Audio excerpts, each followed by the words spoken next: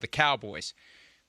At number 10, they will have potentially, Charean, their pick of all defensive players. It's kind of like having the first overall pick in the draft if they weren't going to take anybody on offense. Now, I don't know that they will go defense, but it's kind of nice to have their pick of the entire defensive draft board. Yeah, Mike, when you start looking at it, those 5 quarterbacks can go, and then Kyle Pitts, and then Penei Sewell, who you talked to today, then Jamar Chase, then Jalen Waddle, not necessarily in that order, but we could see all those guys go. That's 9 guys. So then the Cowboys would have their pick of defensive players. It'd almost be like having the number 1 pick in the draft in some respects. They need defense, Mike. They need defense bad. We know what they have on offense. They sacrificed that first-round pick last year defensively to go get CeeDee Lamb. I get it. They can't afford to do that this year. They were last in franchise history last year in points allowed. They had never allowed more points in franchise history than they did last season. They've got to improve that defense if they're going to contend, and we all know that they expect to contend because we hear that repeatedly year after year after year. But this draft could work out well for them, Mike, and they have the best. We'll find out who the best player on their board defensively is if they pick a defensive player. All right, Cowboys trivia. Who is the last defensive player the Cowboys took first overall? Who is he in what year? Go. Russell Maryland. What year? Russell Maryland, right? What year? That would have been. Stumped. Pressure's on. 92. 91. Wah, wah, wah. 91. That was it. Remember when we didn't know what Rocket Ismail was going to do? And he ended up going to play in the CFL for the Bruce McNall, Wayne Gretzky team, and John Candy was involved in some way. I got to go back down that rabbit hole. But Rocket Ismail went to Canada initially. All right, here's Jerry Jones talking about draft philosophy for the Cowboys this year. Will they take a defensive player? Will they just primarily focus on their needs? And what are their needs? Let's hear some from Jerry Jones.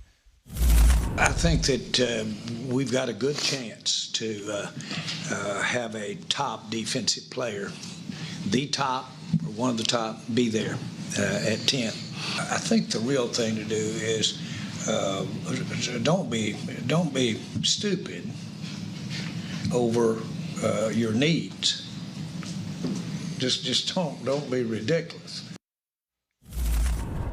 Well, and here's the reality, because we've got one mock draft that we do at PFT, and I'm going to go on record and say I didn't do it.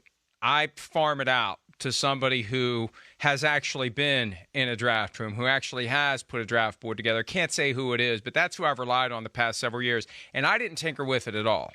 And I'll give you a little preview, Charean. At number 10, our mock draft, which is going to drop at some point tonight most likely, unless I just procrastinate, don't get it done, does not have the Cowboys taking a defensive player. It has them taking a tackle. Ooh. Because that is that offensive line is crumbling before our very eyes. Yeah. Well, and that's what Bill Parcells always said, right? You build with the lines. Offensive line, defensive line, those are the most important things. That's how you build a team. Jerry finally listened to him and built that offensive line to one of the best in the NFL. But you're right. You look at how many games Tyron Smith played last season, it was fewer than half. You look at how many games Lyle Collins played last year, it was 0. You look at Zach Martin, he missed a bunch of games last season. So, yes, they need those players to stay healthy, and I'm not sure that Tyron Smith can stay healthy. I mean, he's had back and neck issues for a long time now, and despite the fact that he's only 30 years old or won't turn 30 until this year, I just think they have to address that at some point. So if they pull the trigger on that, I'm not going to argue with that because they do need help on the offensive line.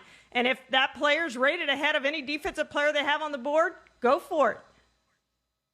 I love how teams this time of year will say they're going to take the best available player, but the reality is their assessment of the best available player is driven by the needs they're trying to fill. Period. I mean, if you have a starting quarterback and the best available player, truly the best available player on your board is a starting quarterback, or a quarterback, not a starter, but a rookie, you're not going to take him. You're not going to take him.